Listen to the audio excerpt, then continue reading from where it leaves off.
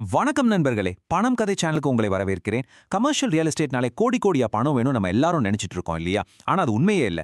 வெறும் 5 லட்சம் ரூபாய் முதலீட்டுல மாசம் உங்க பேங்க் அக்கவுண்ட்டுக்கு வாடகை வருமானம் பார்க்குற ஒரு உலகத்தை பத்தி தான் இன்னைக்கு நாம ஆழமா பார்க்க போறோம். இதுதாங்க மைக்ரோ ரியல் எஸ்டேட். சரி வாங்க, இந்த உலகத்துக்குள்ள முழுசா இறங்கி ஆராயலாம். மைக்ரோ ரியல் எஸ்டேட்னு சொன்னாலே நம்ம கண்ணு முன்னாடி வரது 3 விஷயம் தான். ஒன்னு ஏடிஎம், ரெண்டாவது ஒரு சின்ன கிளினிக், மூணாவது ஹாஸ்டல்னு பிஜி. ஆனா இங்க தான் அசல் கேள்வி வருது. இதுல எதுங்க நிஜமாவே ஒர்க் அவுட் ஆகும்? எது நம்மள மாட்டி விடுற ஒரு ட்ராப்? எது நம்ம பேங்க் அக்கவுண்ட்டுக்கு மாசம் மாசம் கரெக்டா வாடகை கொண்டு வந்து சேர்க்கும்? இந்த கேள்விகளுக்கெல்லாம் பதில தான் இன்னைக்கு நம்ம சேர்ந்து தேட போறோம். பாருங்க, நான் இங்க வந்து உங்களை ஊரை பொறைச்ச போறதில்ல. இத பண்ணுங்க உடனே பணக்காரர் ஆயிடலான்னு எந்த ஸ்கேமும் கிடையாது. இங்க இருக்கிறது வெறும் நம்பர்ஸ். மார்க்கெட்ல என்ன டிமாண்ட் இருக்கு, அப்புறம் இதுல என்னென்ன ரிஸ்க் இருக்கு, எல்லாத்தையும் ஓப்பனா பேச போறோம். அவ்வளவுதான். நிறைய பேர் இதுல காசை விட்டுட்டு ஐயோ இந்த மைக்ரோ ரியல் எஸ்டேட்டே வேஸ்ட்னு சொல்றத கேட்டிருப்பீங்க. ஆனா உண்மையில பிரச்சனை இந்த சொத்துல இல்லவே இல்ல. பிரச்சனை என்னன்னா அந்த பிசினஸ் மாடலை சரியா புரிஞ்சுக்காம கண்ணை மூடிட்டு முதலீடு பண்றது தான். ஒவ்வொன்றுக்கும் ஒரு தனி கேரக்டர் இருக்கு. ஒருத்தர் வாடகைக்கு வருவாங்க, ஒரு ரிஸ்க் இருக்கும், அதுக்கு நாம ஒரு மாதிரி உழைக்க வேண்டியிருக்கும். இதை புரிஞ்சுக்கிட்டாலே பாதி ஜெயிச்ச மாதிரி தான். சரி, அப்ப மாடலுக்குள்ள போலாமா? நம்ம லிஸ்ட்ல ஃபர்ஸ்ட் இருக்கிறது ஏடிஎம் கியாஸ்க். பார்க்கறதுக்கு ரொம்ப சேஃப், எந்த தலைவலியும் இல்லாத மாதிரி தோணும் இல்லையா? ஆனா நிஜம் அதுதானா? வாங்க லோத்துக்கா சுத்தாம். இந்த நம்பர்ஸை கொஞ்சம் நல்லா பாருங்க. ஒரு ஏடிஎம் செட் பண்றதுக்கு உங்க கையில இருந்து ஒரு 5 ல 10 லட்சம் ரூபாய் வரைக்கும் செலவாகும். இது நீங்க எந்த ஊர்ல எந்த ஏரியாவில் வாங்குறீங்கிறத பொறுத்து மாறும். இதுக்கு மாசம் உங்களுக்கு வாடகையா ஒரு 8,000 ல 15,000 ரூபாய் வரைக்கும் வரும். அப்ப கணக்கு போட்டா வருஷத்துக்கு ஒரு 10 ல 14% ஈல்டு, அதாவது வருமானம் கிடைக்கும். இதுல பெரிய பிளஸ் பாயிண்டே என்னன்னா உங்க டெனன்ட் வந்து ஒரு பேங்க். அவங்க கூட லாங் டேர்ம் லீஸ் போட்டுடுவீங்க. ஸோ வாடகைக்கு கேரண்டி. சரி, இதோட பிளஸ் என்ன மைனஸ் என்னன்னு பார்த்துடலாம். ஒரு பக்கம் பேங்க் மாதிரி ஒரு ஸ்ட்ராங்கான டெனன்ட், அதனால வாடகை கரெக்டா வந்துடும், நாமளும் பெருசா அலட்டிக்க வேண்டாம். ஆனா இன்னொரு பக்கம் ரிஸ்கையும் யோசிக்கணும். பேங்க்ஸ் திடீர்னு அவங்க பாலிசியை மாத்தி இந்த ஏடிஎம் இங்க வேண்டாம்னு சொல்லிட்டா என்ன பண்றது? அது மட்டும் இல்ல, இப்ப எல்லாரும் யூபிஐ ஆன்லைன் பேமெண்ட்னு போயிட்டு இருக்கோம். இந்த கேஷ்லெஸ் ட்ரெண்ட் வேகமா வளர்ந்துட்டு இருக்கு. அப்போ ஏடிஎம்மோட தேவை குறையும் இல்லையா? இதெல்லாம் யோசிக்க வேண்டிய விஷயம். அப்போ ஃபைனல் வெர்டிக்ட் என்ன?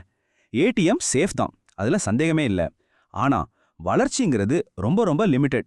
பெரிய உழைப்பு போட வேண்டாம், மனசுக்கு நிம்மதியா ஒரு சின்ன வருமானம் வந்தா போதும்னு நினைக்கிறவங்களுக்கு இது ஓகே. ஆனா பெரிய growth எதிர்பார்க்க முடியாது.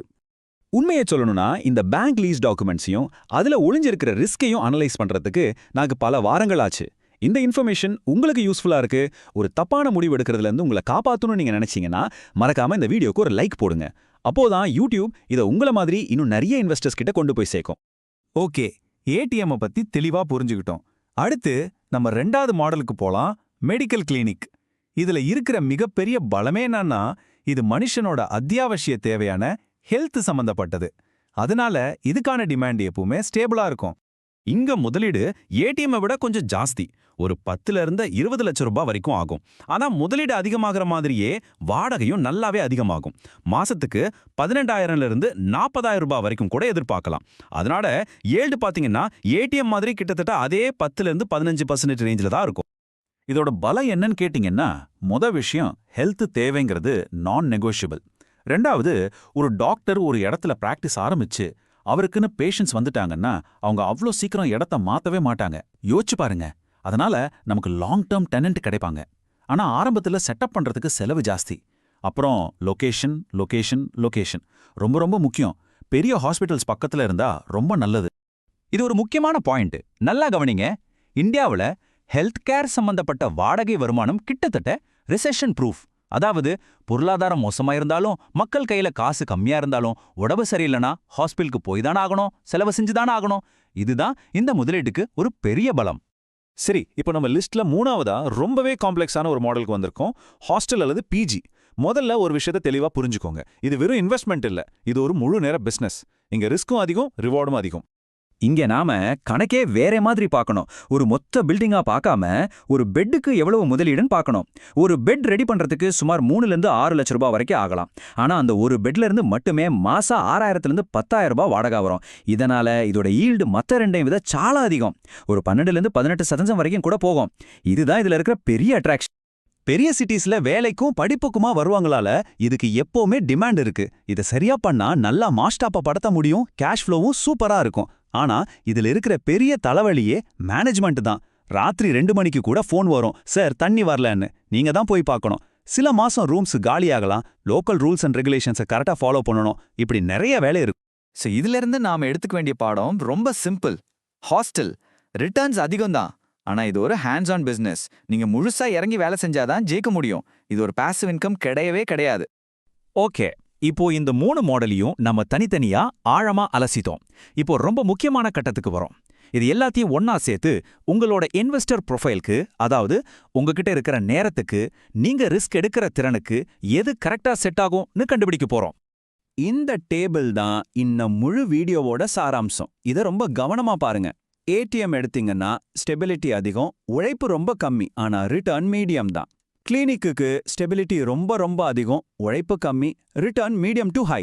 ஆனா ஹாஸ்டலை பாருங்க, ஸ்டெபிலிட்டி மீடியம் தான், ஆனா உழைப்பு பயங்கரமா போடணும். அதுக்கேத்த மாதிரி ரிட்டர்ன்ஸும் ரொம்ப அதிகம். சுருக்கமா சொல்லணும்னா, எனக்கு தலைவலி வேண்டாம், மனசு நிம்மதியா இருக்கணும், ஒரு சின்ன வருமானம் வந்தா போதும்னு நினைக்கிறீங்களா? அப்போ ஏடிஎம் இல்லனா கிளினிக் உங்களுக்கு பெஸ்ட். இல்ல நான் இறங்கி வேலை செய்ய தயார், எனக்கு கேஷ் ஃப்ளோவும் அதிக ரிட்டர்ன்ஸும் தான் முக்கியம்னு சொன்னா ஹாஸ்டல் உங்களுக்கு சரியான தேர்வு. புதுசா வர்றவங்க பொதுவா செய்யற தப்ப பாருங்க. எங்கேயாவது 18% ரிட்டர்ன்ஸ்னு பார்த்த உடனே மத்த எதையுமே யோசிக்காம போய் முதலீடு பண்றது, ஏதோ ஒரு ஆன்லைன் பிளாட்ஃபார்ம் சொல்றத அப்படியே நம்புறது, சரி நாளைக்கு இதை விற்கணும்னா என்ன வழி இருக்குன்னு எக்ஸிட் ஆப்ஷனை பத்தி யோசிக்காம இருக்கிறது, லீகல் டாக்குமெண்ட்ஸை சரியா பார்க்காம விடுறது.